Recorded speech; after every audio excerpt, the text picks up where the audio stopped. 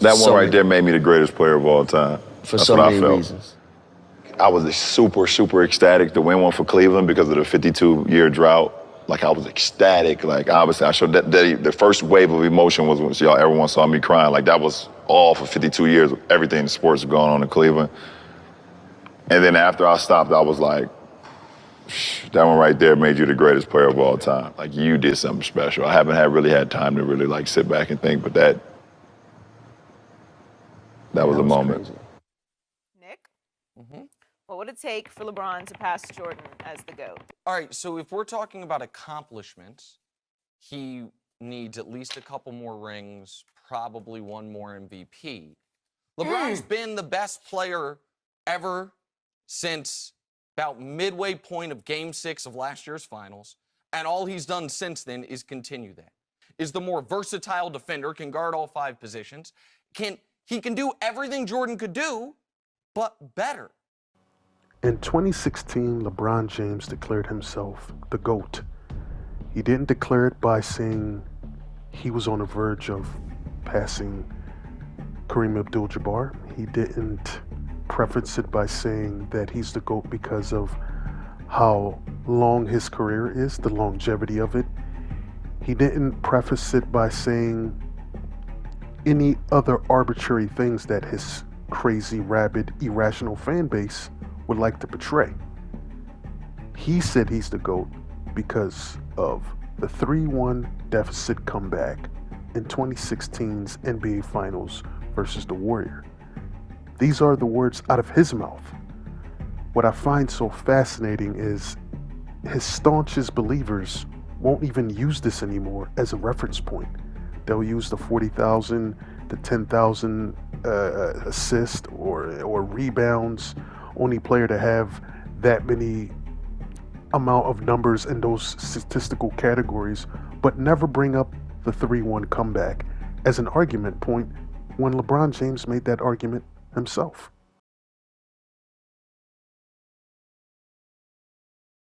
Maybe, and they give you your flowers or whatever the case may be. But the other side of, I've never been that great with accepting praise. If that is solely and truly the case for LeBron James, that it's not accepting praise, then please explain this to me. That one right there made me the greatest player of all time. For That's so what many I felt. reasons. And then after I stopped, I was like, that one right there made you the greatest player of all time. You heard it himself. He's the greatest player because of the 3-1 comeback. Not because of his longevity, not because of this narrative that they want to deploy now, the 40K, the 10,000 assists, 10,000 rebounds, that some of these LeBron James sycophants want to add to the leisure, which is perfectly fine because if you want to add things to the case, you want to build up the case, but there's a difference between adding to your case and making it substantial and just adding to your case and it becomes cannon fodder. It really doesn't have any weight because they undercut their own argument once you begin hypotheticals. And if you put LeBron James in a certain time frame, could he accomplish this compared to what Michael Jordan could accomplish to and the other greats? If you're going to have a narrative that says you're the greatest, it should be easy and concise and precise on what makes you the greatest. It shouldn't have to change and evolve to fit whatever narrative that these fanboys and the sycophants in the media want you to believe.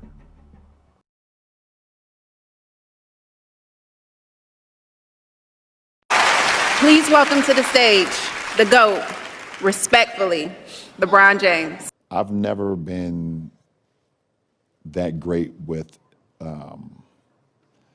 accepting praise. What makes a GOAT? If we're just talking about from a basketball standpoint, at that moment I was like, I'm the greatest basketball player people have ever seen. Did something that's never been done in the history of the sport.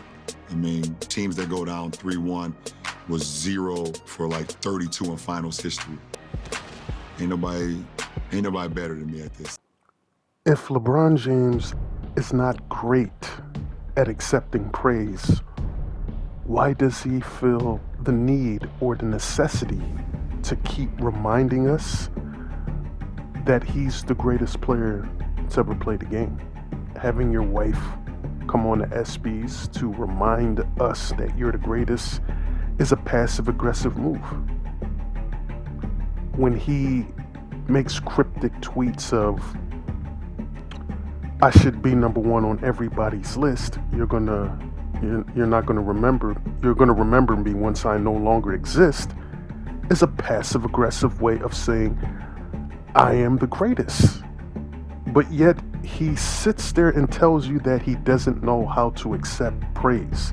It doesn't make much sense.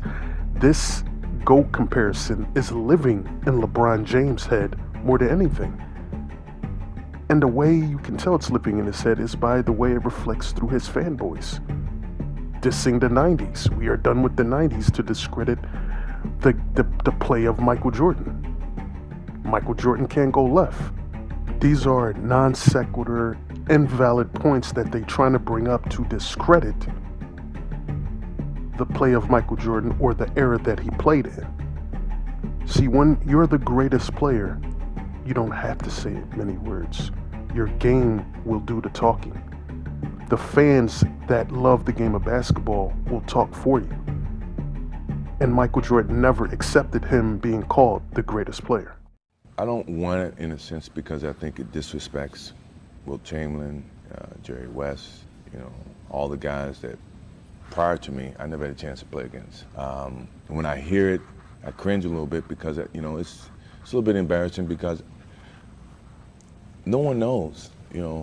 I never had the chance once again to play against those guys. That interview was with Michael Wilbon in 2009.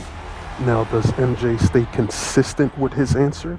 Let's take a look. First of all, you're never going to say who's the greatest of all time.